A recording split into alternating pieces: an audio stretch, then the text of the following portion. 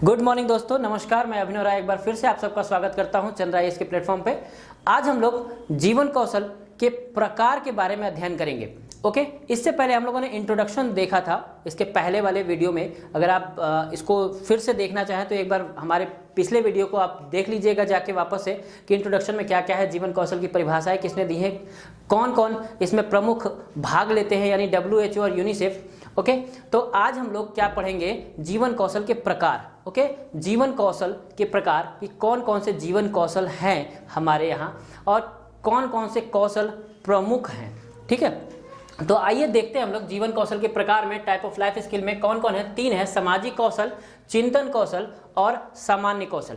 Okay, कितने हैं type हैं हमारे जीवन कौशल के? 3 टाइप हैं, सामाजिक कौशल, चिंतन कौशल और सामान्य कौशल। ओके, याद रहेगा कितने हैं? 3 हमारे टाइप हैं और सभी के अंतर्गत कौशल हैं। ये सभी एक एक कौशल हैं जो जीवन कौशल में क्या करते हैं, प्रमुख भूमिका निभाते हैं, यानी जीवन में प्रमुख भूमिका निभाते हैं। ये जितने भी कौशल हैं टोटल 10 कौशल हैं जो हमारे जीवन को महत्वपूर्ण बनाने में काफ़ी अहमियत रखते हैं। अगर हम इन 10 कौशल पे प्रमुखता हासिल कर लें, ओके, अगर 10 कौशल में हम प्रमुखता हासिल कर ले तो हम कहीं ना कहीं जीवन में सफलता की ओर अग्रसर होंगे और सफल कहलाएंगे। ओके, तो 1 बाय 1 हम लोग जीवन कौशल के जितने भी कौशल हैं उसको हम लोग पढ़ेंगे, देखेंगे, समझेंगे कि कैसे इस कौशल को अपनाया जाए, कैसे इस कौशल को बढ़ाया जाए। इन सब के बारे में पूर्ण जानकारी लेंगे। उससे पहले आपका एक वर्क है, आपका एक काम है, लाइक करना, सब्सक्राइब करना, ओके, शेयर करना, ज़्यादा से ज़्यादा लोगों में शेयर करें, चीज़ों को समझाएं। खासकर रीट एग्जाम के लिए जो राजस्थान में है, राजस्थान में होने वाला, याद रखिएगा रीट में कौशल विकास यानी जीवन कौशल से बहुत इंपॉर्टेंट क्वेश्चन आते हैं, क्योंकि राजस्थान इकलौता ऐसा राज्य है जहाँ पे जीवन कौशल मुख्य सब्जेक्ट के अंतर्गत पढ़ाया जाता है। ये याद रखिएगा, रीट के लिए बहुत इंपॉर्टेंट है। जीवन कौशल इकलौता ऐसा राज्य है जो जीवन कौशल को मुख्य सब्जेक्ट में पढ़ाता है। बहुत से क्वेश्चन इससे रिलेटेड आते हैं। ओके, तो आइए हम लोग देखते हैं जीवन कौशल में क्या क्या है, कैसे कैसे है। तो सबसे पहले कौशल में क्या है, सामाजिक कौशल के अंतर्गत क्या है? पहला, आत्म जागरूकता या आत्मज्ञान। ये कौशल है, क्या है? कौशल है आत्म जागरूकता या आत्मज्ञान। क्या होता है भाई आत्म जागरूकता, सेल्फ अवेयरनेस क्या होता है? बहुत ही इंपॉर्टेंट चीज़ है एक सामाजिक कौशल के लिए। यानी अगर हम सेल्फ अवेयरनेस रहेंगे, सेल्फ जागरूक रहेंगे तो हम जानेंगे कि समाज में क्या हो रहा है, क्या घट रहा है, कैसे घट रहा है। उसके अलावा हम खुद को जान सकेंगे, खुद के बारे में मूल्यांकन ही आत्म जागरूकता है, आत्मज्ञान है। ठीक है, तो हमें इसको कैसे जानना है, किस तरीके से जानना है कि चीज़ें हमारे आत्म जागरूकता में रहे, आत्मज्ञान में रहे, कि हम अच्छे से उसका यूज करें। कहाँ पे? जीवन में यूज करें। इनका जीवन में यूज करना बहुत जरूरी है। कहाँ पे यूज करना है? जीवन में यूज करना बहुत जरूरी है आत्मज्ञान या आत्म कौशल का।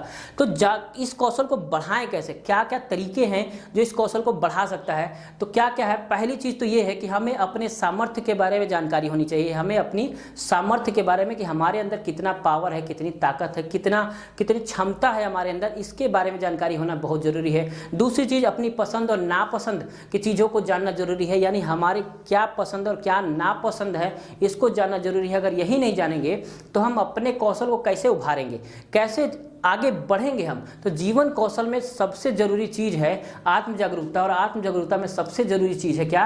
पसंद और नापसंद को जानना। ओके, पसंद और नापसंद को जानना, ये बहुत जरूरी चीज़ है। तभी हम आत्मज्ञान को, आत्म जागरूकता को क्या कर पाएंगे, हम आगे बढ़ा पाएंगे। ओके, नेक्स्ट चीज़ क्या है कि हम हमेशा सकारात्मक रहें। क्या रहें? सकारात्मक रहें। सकारात्मकता को बहुत ज़्यादा प्रभावित करता है जीवन कौशल, इतना याद रखिएगा। जीवन कौशल के 2 मेन उद्देश्य हैं, एक तो सकारात्मक और दूसरा है तनाव को दूर करना। ओके, क्या है? सकारात्मकता यानी हम हमेशा सकारात्मक रहें, और दूसरा तनाव को दूर करना। ये दोनों ही चीज़ बहुत इंपॉर्टेंट है। ये कहाँ आते हैं? आत्म जागरूकता से, कि हमें क्या करना है, अपने बारे में जानना, अपने नापसंद को जानना है। नेक्स्ट चीज़ है अपने महत्व को जानना। क्या है? अपने महत्व को जानना कि भाई अपना महत्व भी है। ऐसा नहीं कि किसी के सामने झुकते गए और सिर तोड़वा के आए वापस से, क्या फ़ायदा ऐसा? तो हमें इतना नहीं झुक जाना है कि अपना ही महत्व खो जाए। ओके, तो अपने महत्व को बचा के हमें क्या करना है? आत्मज्ञान करना है। दूसरी चीज़, नेक्स्ट चीज़ कि कभी भी सामने वाले को हमें समझना है, चीज़ों को उसके बारे में बताना है। ओके, आत्मज्ञान के जरिए हम आगे तक अपना कम्युनिकेशन भी बढ़ाए रखें। इस तरीके से हमें क्या करना है, आत्मज्ञान और आत्म जागरूकता को बना के रखना है। ओके, तो ये पहला कौशल था, क्या, आत्मज्ञान और आत्म जागरूकता। याद रहेगा सामाजिक कौशल का सबसे पहला कौशल क्या था, आत्मज्ञान और आत्म जागरूकता। ओके, अब दूसरे पे देखते हैं क्या है दूसरा, ये है परानुभूति। क्या है, परानुभूति, इम्पैथी। क्या होता है, परानुभूति, परा अनुभूति यानी दूसरे की अनुभूति। क्या है, दूसरे की अनुभूति को कहते हैं परानुभूति। अब इसमें क्या करते हैं, इसमें जब हम किसी दूसरे के विचारों को समझने का प्रयास करते हैं तो हमें अपने आप को उसके स्थान पे रखना होता है। ओके, परानुभूति का मतलब क्या होता है, हमें अपने स्थान, मतलब हमें उसके स्थान पे अपने आप को रख के वो देखना पड़ता है कि उसकी सोच क्या है, उसकी थिंकिंग क्या है और वो क्या चाहता है। इसको कहते हैं परानुभूति। ओके, और ये एक अच्छा जीवन कौशल है। अगर इस पे हमें कमांड हो जाए तो हम बहुत ऐसे चीज़ें हैं जहाँ पे हम लड़ाइयाँ रुकवा सकते हैं, लड़ाइयाँ ख़त्म करवा सकते हैं। ओके, यानी हमें दूसरे की नज़र से दुनिया को देखना परानुभूति कहलाता है। क्या कहलाता है, दूसरे की नज़र से दुनिया को देखना परानुभूति कहलाता है। ये एक बढ़िया जीवन कौशल है, हमें आना चाहिए, लेकिन बहुत लोग ऐसा नहीं कर पाते। परानुभूति करते वक्त अपना मनोभाव उसमें डाल देते हैं, अपने व्यवहारों को डाल देते हैं, लेकिन ऐसा नहीं करना है। अगर हमें परानुभूति सीखना है तो हमें सबसे ज़्यादा ज़रूरी है कि जब हम दूसरे के व्यवहारों को सीख रहे होते हैं तब हमें उसके अंदर किसी भी प्रकार के अपने व्यवहारों को नहीं डालना है, किसी भी प्रकार के अपने व्यवहारों को उसमें नहीं डालना है। ये बिल्कुल याद रखिएगा, परानुभूति के अंतर्गत ये मेथड है, ये मकसद है कि हमें अपने किसी भी दूसरे तरीके के अपने व्यवहारों को उसमें नहीं डालना, बल्कि हम उसी के विचार से, उसी के तरीके से, उसी के सोच से हमें दुनिया देखना है, तभी हम परानुभूति कर पाएंगे। ठीक है, ओके, याद रहेगा। तो हमें जब बच्चे रहते हैं, हम जब शिक्षक हैं तो हमें बच्चों की नज़र से दुनिया देखनी होती है, तभी हम जाके उनको सिखा पाते हैं। ओके, तभी हम लोग क्या करते हैं, उनको सिखा पाते हैं। सपोज कीजिए कि 2 घंटा 3 घंटा का लगातार क्लास चल रहा है और हम एज ए टीचर, हम तो अभी आए हैं तो तुरंत क्लास लेना शुरू कर दें। हमें अपने आप से ये महसूस होना चाहिए कि जो बच्चा 2 से 3 घंटा क्लास चला रहा है या पढ़ रहा है तो थोड़ा तो बोर हो गया होगा, तो इसलिए थोड़ा सा ब्रेक देना बहुत ज़रूरी होता है। ओके, तो इसको क्या कहते हैं, परानुभूति। ठीक, कभी भी किसी भी संकट में, घर हो या परिवार हो, किसी तरीके से जब हम लड़ाइयों को या किसी भी तरीके से हम कम कर सकते हैं, वो है परानुभूति। ओके, अक्सर लाने का श्रेय क्यों है, क्योंकि हमारे यहाँ परिवार टूट रहे थे, पति पत्नी आपस में लड़ाई कर रहे थे, परिवार टूटा, समाज टूटा, देश टूटा। यही मकसद था कि ये चीज़ आए, और ये इसीलिए दूसरा कौशल, एक महत्वपूर्ण कौशल परानुभूति लेके आया कि पति को पत्नी के जगह पे, पत्नी को पति के जगह पे रख के एक बार सोचो कि दोनों क्या करते हैं। ऐसा नहीं कि काम दोनों के पास कम होता है, दोनों अपनी अपनी जगह पे महत्वपूर्ण होते हैं, समाज के लिए, देश के लिए, परिवार के लिए। ओके, दोनों अपने अपनी जगह पे हैं, तो दोनों का काम भी इंपॉर्टेंस है। हम किसी को काम को कम या ज़्यादा नहीं कह सकते, दोनों उतना ही इंपॉर्टेंट है। ये तब महसूस होता है जब एक हट जाता है या एक नहीं रहता, तब जाके महसूस होता है। तो ऐसा कंडीशन ही क्यों लाने दें कि एक हटे।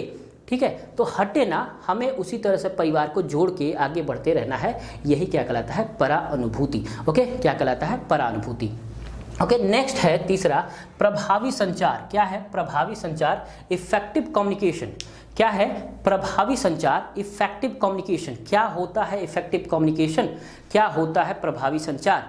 ये होता है कि हम अपनी बातों को अच्छे से अच्छे ढंग से सामने वाले के अंतर्गत रख दें। इसको क्या कहते हैं, क्या कहते हैं, प्रभावी संचार, इफेक्टिव कम्युनिकेशन। बहुत ज़्यादा जरूरी है। कुछ लोग बोल ही नहीं पाते, अपनी बातों को उनके सामने नहीं रख पाते, और ये एक खराब कह सकते हैं, एक निम्न स्तर का जीवन कौशल हो जाएगा अगर आप अपनी बातों को सामने नहीं रख पाते। कोई सामने वाला जादू नहीं है, जादूगर नहीं है कि वो आपके मनोभाव को समझ लेगा।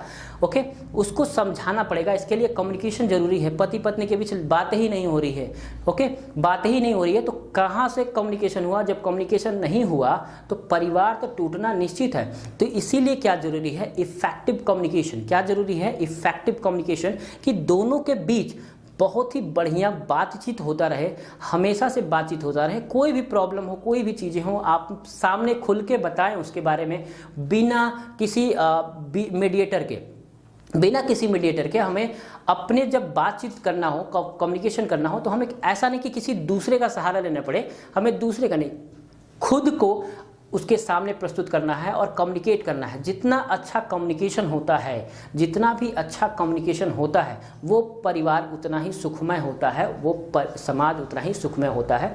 कम्युनिकेशन बहुत ज़रूरी है और ख़ासकर इफेक्टिव कम्युनिकेशन, प्रभावपूर्ण जो संप्रेषण कहते हैं, उस तक पहुंचाना बहुत ज़रूरी है। ओके, तो ये क्या है? प्रभावी संचार, इफेक्टिव कम्युनिकेशन। ओके, याद रहेगा इफेक्टिव कम्युनिकेशन। जैसे परिवार में जैसे बच्चे हो गए, बच्चे अपनी बातें सामने वाले यानी पिताजी को शेयर ही नहीं कर पाते हैं, डरते हैं, और डरने के एवज में क्या करते हैं, वो अपनी बातों को रख नहीं पाते। और रखते कहाँ हैं? ऐसी जगह पे जाके रखते हैं जहाँ पे वो अच्छा निर्णय नहीं दे पाते। वो उसका या तो यूज कर लेते हैं, मिसयूज कर लेते हैं, या तो किसी और तरीके से भ्रम में डाल देते हैं, या किसी और तरीके से वो आप खराब कर सकते हैं, मतभेद डाल सकते हैं। ठीक है, किसी और की बात सुन के हम अपना निर्णय ले लेते हैं। तो इससे क्या होगा? इससे हम प्रभावित हो जाएंगे, और प्रभावित होकर क्या करेंगे? घर तोड़ेंगे। ओके, कभी कभी ऐसा होता है कि सामने वाले से जाके अपनी समस्या बता रहे हैं, घर में बताए नहीं रहे, सामने वाले से जाके समस्या बता रहे हैं, वो इसी दिन के लिए बैठा है कि कोई समस्या बताए तो हम इसका मजा ले लें।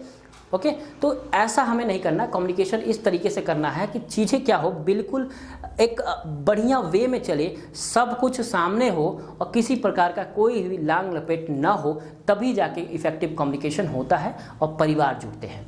ओके, नेक्स्ट देखिए, इफेक्टिव कम्युनिकेशन हो गया। आगे है अंतर व्यक्तिक संबंध, इंटरपर्सनल रिलेशनशिप। ओके, अंतर व्यक्तिक संबंध, और ये अंतर व्यक्तिक संबंध एक इफेक्टिव कम्युनिकेशन से बहुत ही बढ़िया होता है। एक इफेक्टिव कम्युनिकेशन से क्या होता है? बहुत ही बढ़िया तरीके से आके सामने आता है ये अंतर व्यक्तिक संबंध। और ये अंतर व्यक्तिक संबंध तभी आएगा जब आप उसके साथ व्यक्तिगत संबंध अच्छा रखेंगे। प्यार मोहब्बत वाला रिलेशन रखना है, अच्छे रिलेशन रखना है। इसीलिए टीचर और जो स्टूडेंट होते हैं उसमें मित्रवत संबंध कहा जाता है, इसीलिए मित्रवत संबंध कहा जाता है। पहले था शिक्षक और स्टूडेंट के बीच में थोड़ा गैप रखना चाहिए, भाई ऐसा चीज़ रखना चाहिए, बहुत ज़्यादा मेल मिलाप नहीं होना चाहिए, ये पहले का कॉन्सेप्ट था। आज जब से जीवन कौशल चल रहा है तब से ये चीज़ थोड़ा सा चेंज हो गया है। अब शिक्षक और स्टूडेंट के बीच मित्रवत संबंध होता है, ताकि वो क्या कर पाए? अंतर्व्यक्तिक संबंध उनके बीच बेस्ट हो पाए, अच्छे हो पाए।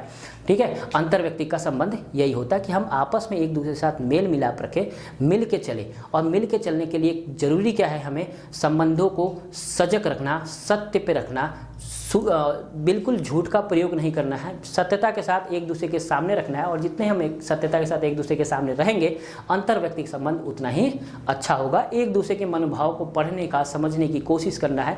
मैं ये कह सकता हूँ, गलतियाँ होती हैं, लोग समझ नहीं सकते कभी कभी, तो आप खुल के बता दीजिए, कोई दिक्कत नहीं है, आप खुल के बता दीजिए और अपनी चीज़ों को बताने के बाद स्वीकार कर लीजिए। ठीक है, होता है बहुत चीज़ें। बहुत लोग ऐसे होते हैं, जैसे बर्थडे आ गया, ठीक है, या कोई एनिवर्सरी आ गई, तो हम अपने डेट हो सकता है माइंड से स्लिप कर गया हो।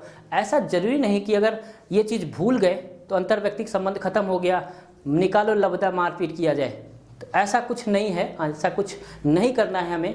हमें क्या करना है? संबंध बनाए रखना है। ठीक है, माइंड से स्लिप हो गया, भूल गए, बता दीजिए, बताने के बाद इंजॉय कर ले, ये भी एक बहुत अच्छा संबंध होता है। ये भी क्या है? अंतर्व्यक्तिक संबंध बहुत ही बेहतर होता है।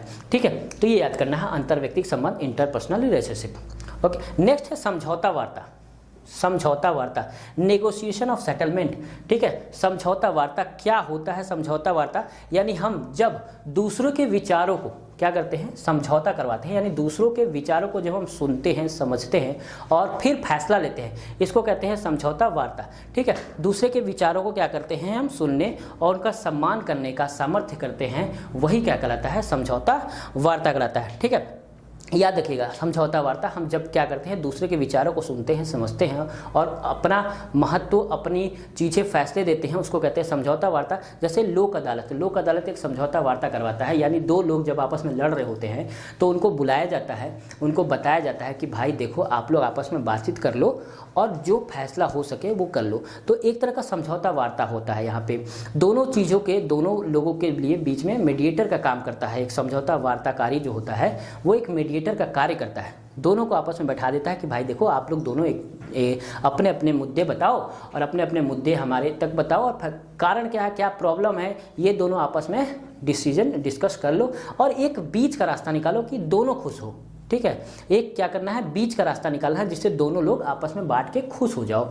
ठीक, तो ये चीज़ है, बहुत लंबा चीज़ों को खींचना घर परिवार समाज सबके लिए खराब होता है, तो लंबा मत खींचो, एक समझौता वार्ता के तहत समझौता कर लो, बातचीत कर लो और एक बीच का रास्ता निकाल के आप सेटल हो जाओ। इसको कहते हैं क्या, समझौता वार्ता कहते हैं। इसमें दो तरह के शैलियाँ होते हैं। क्या होता है, समझौता वार्ता में दो तरह की शैली होती है। एक होती है क्या, अपना सरोकार, ठीक है, क्या होता है अपना सरोकार, जैसे हठ धर्मिता कहते हैं, हठ धर्मिता, जिद्दी, ऐसे लोग जो होते हैं वो अपना सरोकार कहते हैं। और ये हमेशा से बुरा होता है, हमेशा से बुरा होता है कि जब हम किसी चीज़ को हठ धर्मिता के साथ पाने की कोशिश करते हैं, वो एक तो आप खुद का सम्मान खराब कर रहे हो और दूसरा किसी और का सम्मान भी खराब कर रहे हो। हठ धर्मिता से चीज़ें अच्छी नहीं होती हैं, ये बिल्कुल याद रखना है। कुछ लोग ऐसे होते हैं कि कुछ शुरुआत में बहुत अच्छा दिखाने की कोशिश करते हैं और अच्छे दिखाने की कोशिश में वो बहुत बेस्ट करते हैं, सबका सम्मान पाते हैं, पूरे घर का सम्मान पाते हैं, पूरे समाज का सम्मान पाते हैं, लेकिन कहीं एक ऐसी जगह पे हठ धर्मिता के साथ आ जाते हैं ताकि उनका पूरा सम्मान जो है वो तहस नहस हो जाता है। तो हमें हठ धर्मिता को छोड़ना है। जिद्दी एक ऐसा वर्ड है जिसे हम जितनी जल्दी अपने जीवन से निकाल दें वो उतना ही बेहतर होता है। ठीक है, उतना ही क्या होता है, बेहतर होता है। जिद्द, आकांक्षाएं, है ना, अपेक्षाएं, ये एक ऐसी चीज है जिससे हम अपने जीवन कौशल को खराब कर रहे होते हैं। ओके, हाँ, कुछ लोग कहते हैं कि जिद्दी होना बहुत ज़रूरी है, बहुत अच्छा होता है। कहाँ पे, जैसे एग्जाम से रिलेटेड चीज़ें जो होती है, जो जीवन बदलने की जिद्द होती है, तो ये सब जिद्द पॉजिटिव वे में ले सकते हैं, लेकिन ये सब जिद्द भी अगर एक समय के साथ बहुत ज़्यादा बढ़ जाए तो वो भी खतरनाक होता है। ओके, तो इस तरीके से क्या है, अपना सरोकार नहीं होना चाहिए। उसके बाद है दूसरों के लिए सरोकार, यानी दो कौशल है जीवन इसके लिए समझौता वार्ता के। तो एक है अपना सरोकार जो कि थोड़ा सा हठ धर्मिता है, इसलिए थोड़ा सा अच्छा नहीं है। जैसे खाप पंचायत राजस्थान और हरियाणा को लेके खाप पंचायत जब आ जाता है उसके लिए कहते हैं कि बड़ा हठ धर्मिता है उसके साथ। ओके, नेक्स्ट है क्या, दूसरों के लिए सरोकार, यानी अपना संबंध स्थापित करना, संबंधवाद की तरह कार्य करना, संबंधों को समझना, उसको सुचारू रूप से चलाना, इसको कहते हैं क्या, दूसरा सरोकार, यानी सहयोगात्मक सरोकार कहते हैं। तो ये भी क्या है, एक समझौता वार्ता के अंतर्गत पढ़ते हैं हम लोग। क्या करते हैं, समझौता वार्ता के तहत पढ़ते हैं। तो इस सब पूरे कौशल को हम सिर्फ एक्सप्लेन कर रहे हैं, बहुत ज़्यादा इससे रिलेटेड क्वेश्चंस आते हैं, वैल्यूबल क्वेश्चन आते हैं, समझ के ही आप आंसर दे पाओगे इस तरह के क्वेश्चनों को। आप चीज़ों को लिखवाने से मतलब नहीं है, मतलब ये है कि आपके दिमाग में बैठ जाए कि ये है क्या एक्चुअली में। ओके, ये है क्या। अगर आप वाकई में, अगर आपको ये वीडियो अच्छा लगा हो तो लगेगा तो लाइक जरूर करें। अभी हालांकि बहुत है, तो क्या है समझौता वार्ता, ये क्या पढ़ रहे हैं हम लोग, सामाजिक कौशल, ये सामाजिक कौशल खत्म हुआ। नेक्स्ट है क्या, चिंतन कौशल। अब चिंतन कौशल के अंतर्गत कौन कौन से कौशल आते हैं, यानी सोच के अंतर्गत चिंतन कौशल के अंतर्गत कौन कौन से कौशल आते हैं। तो ये है आलोचनात्मक व सृजनात्मक कौशल, आलोचनात्मक व सृजनात्मक कौशल, जिसमें क्रिटिकल थिंकिंग आती है ना। क्या होता है क्रिटिकल थिंकिंग, बहुत ही छोटे विचार वाले। आलोचनात्मक, देखिए आलोचना वही करता है जिसके बारे में पूरी जानकारी होती है। आलोचनाएं सब लोग नहीं कर सकते, वही कर सकते हैं जिसको पूरा जानकारी हो उसके बारे में, उसके बाद उससे कहे कि नहीं भाई ये तो कमी है। तो ये क्या है, आलोचनात्मक चिंतन। ठीक, और क्या है, सृजनात्मक चिंतन। ठीक, सृजनात्मक का मतलब क्या होता है, सृजन करने की क्षमता। क्या होता है, सृजन करने की क्षमता। ठीक, आलोचनात्मक चिंतन किसी स्थिति में उचित प्रकार के सोचने, तर्क करने और उसको अपने अनुभव में डालना क्या कहलाता है, सृजनात्मक चिंतन कहलाता है। ठीक है, सोचने और उसको समझने, उसको लाभ करने और उसके सामर्थ्य को हासिल करना क्या कहलाता है, आलोचनात्मक या सृजनात्मक चिंतन कहलाता है। और जितना ज़्यादा अच्छा हो सके उसको अच्छा बनाने की कोशिश करते रहनी है। ठीक, नयापन, किसी भी चीज़ के लिए क्या होना है, कुछ नयापन, कुछ सृजन करना है। उसी जीवन कौशल को, उसी कौशल को थोड़ा सा और सृजन करके और भी बेहतर से बेहतर बनाने की कोशिश करना है। ठीक है, कुछ नया, कुछ इवेंट हमें करते रहना है, कुछ नवीन तरीकों को अपनाना है। ठीक है, यानी हमें लीक से हटकर काम करना है। क्या करना है, लीक से हटकर, यानी जो सब करते हैं उससे नहीं, थोड़ा सा चेंज ले आए अपने लाइफ में। क्या करें, थोड़ा सा चेंज ले आए, और वही चेंज क्या करता है, आपको एक स्पेशल बना देता है, आपको एक प्रमुख बना देता है। ओके, जैसे खासकर जब हम लोग घर परिवार में रहते हैं या किसी भी समाज में रहते हैं तो आपको एक अलग नज़र से देखा जाता है। तो ये क्यों देखा जाता है, क्योंकि आप उसी चीज़ को थोड़ा सा अलग तरीके से करते हो। तो ये जो अलग चीज़ है यही क्या करता है, आपको फेमस करता है।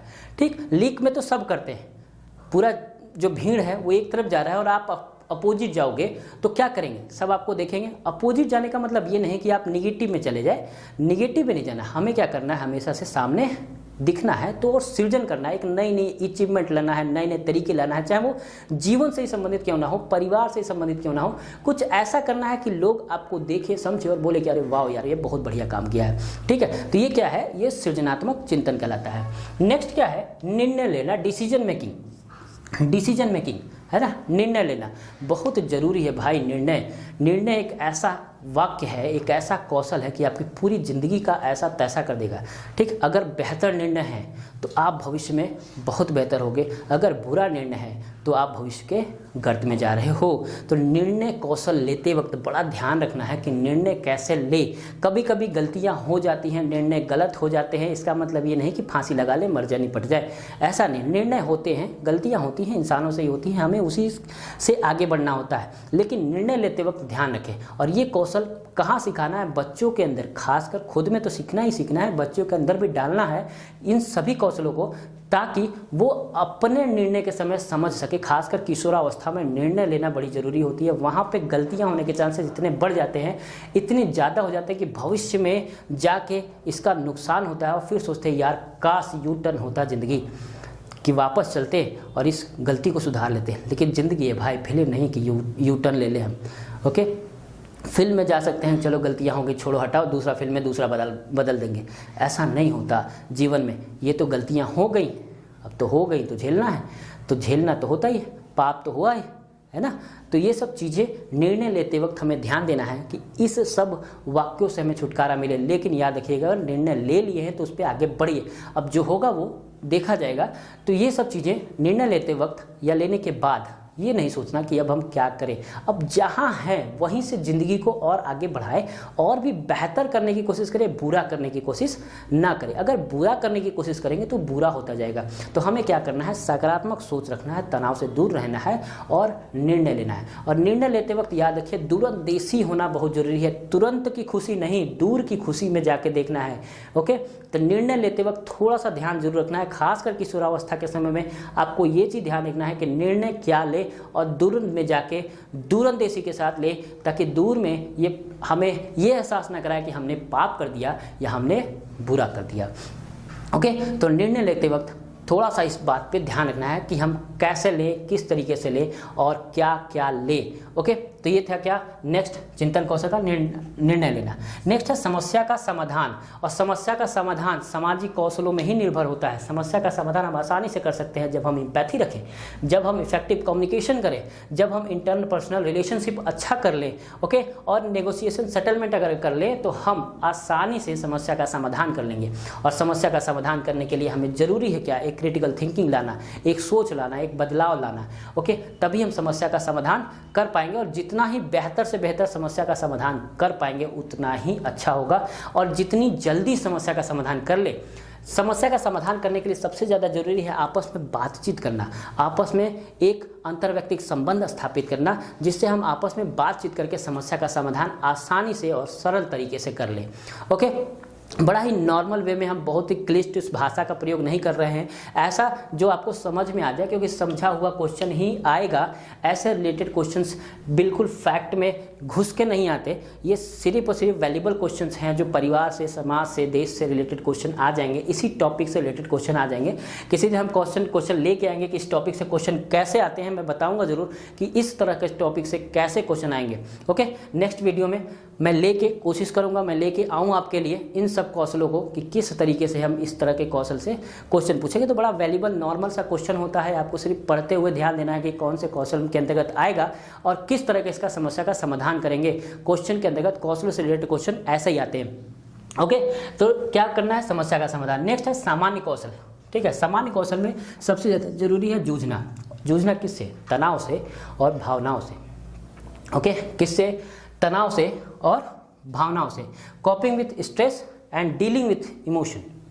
ठीक, तो ये तो मेन उद्देश्य ही है तनाव को कम करना, यानी जीवन कौशल का मेन उद्देश्य ही यही है तनाव को कम करना, ठीक है। मेन उद्देश्य क्या है, तनाव को कम करना, ये तो बहुत ज़रूरी है। यानी तनाव, जितने भी तनाव हो दिमाग का, जितने भी दिमाग की उपज है तनाव की, उसको जितना जल्दी से जल्दी हो सके उसे समाप्त करिए। तनाव बढ़िया चीज़ नहीं होती इमोशन के लिए।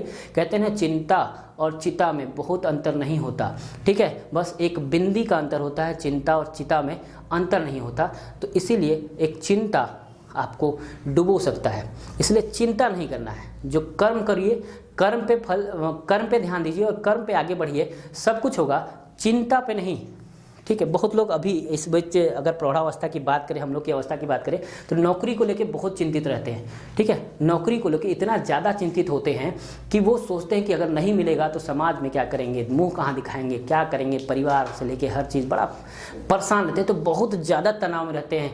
किसी को डिप्रेशन हो रहा होता है, किसी को बेहोशी हो रही होती है, किसी को मिर्गी, किसी को शुगर, किसी को बीपी, इस तरह की बीमारी घर लेते हैं। भाई अगर आप इस तरह चिंतित होकर करेंगे तो मरेंगे कि जिएंगे।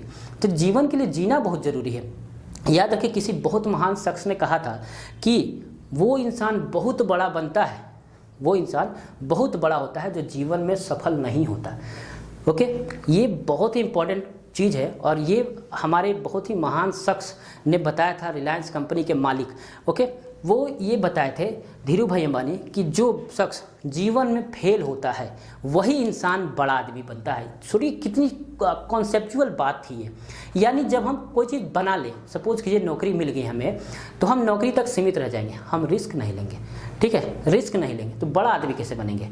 तो जो असफल हो जाए जीवन में, सपोज कीजिए कि हम असफल हो गए जीवन में, हम कुछ नहीं कर पाए, तो हम रिस्क लेंगे। भाई हाथ पैर तो मारेंगे ना, सभी मारते हैं, हम भी मारेंगे, बाहर निकलने के लिए मारेंगे। बाई लक, मेहनत और लक ऐसा कर देगा कि हमें एक अच्छा बिजनेसमैन बना सके, एक अच्छा रोजगार परक इंसान बना सके। रोजगार के लिए दौड़ रहे हैं, शायद हम रोजगार देने वाले बन जाए। तो इस तरीके से इंसान कभी ना कभी असफल हुआ, हाथ पैर मारा, तभी तो बाहर निकलेगा, और निकलेगा जरूर अगर मेहनत करता रहेगा तो। बस जरूरी क्या है, कंटिन्यूटी बनाए रखना, ठीक है। जरूरी ये है कि हम उस पर आगे की तरफ बढ़ते जाएं। बैठ जाएंगे बीपी और शुगर लेके तो नहीं होने वाला। तनाव से दूर रहना है, तनाव से दूर रहना है और कर्मठ बनना है, काम के प्रति आगे रहना है, ठीक है। तो अपने दिमाग में धीरू भाई अंबानी का कॉन्सेप्ट जरूर रखिएगा कि हम तभी आगे बढ़ेंगे जब हम कहीं ना कहीं असफल होंगे। तो असफलता एक सफलता की निशानी होती है, ठीक है। असफलता क्या है, सफलता की निशानी होती है। ये तो अरस्तु और प्लेटो जैसे महान विचारक भी कहते हैं कि असफलता ही सफलता की निशानी होती है। जब हम असफल होते हैं तभी जाके हम समझ में आता है कि हमें क्या करना चाहिए, कहाँ गलतियाँ हो रही है, कैसे गलतियाँ हो रही हैं, उसको वापस से सुधारना, सुधारते सुधारते हम एक अच्छा इंसान बन जाते हैं। तो ये चीज़ ध्यान रखना है। और तनाव को जितना कम कर सके, जितना कम कर सके उतना कम करिए। हंसते रहिए, मुस्कुराते रहिए, खिलखिलाते रहिए। बहुत अच्छे लगते हैं सब, जितने बच्चे अच्छे अच्छे खुश हंसते रहते हैं, खुश रहते हैं, मुस्कुराते रहते हैं। याद रखिए, जितना भी हंसते हैं आप उतना ही तनाव को कम करते हैं और एक दिन बढ़ा लेते हैं। तो हंसना बहुत अच्छी चीज़ है जीवन जीने के लिए। ओके, नेक्स्ट है भावनाओं से जूझना। भावनाएं भाई बहुत खतरनाक चीज़ होती हैं। इमोशन, ठीक है, इमोशन डेंजर होता है बहुत ज़्यादा, बहुत कम, यानी नॉर्मल अगर किसी में भावनाएं नहीं, इमोशन ही नहीं है तो बेवकूफ़ कहे जाते हैं। इमोशन ना होना भी बेकार है, इमोशन होना चाहिए, इमोशन नॉर्मल वे में, लेकिन इतना नहीं कि हम पागल हो जाएं, ठीक है, इतना नहीं कि पागल हो जाए, बॉयफ्रेंड छोड़ के भाग गया, हम फंसरी लगा के निपट लिए, अरे भाग गया उसके जीवन, ठीक है।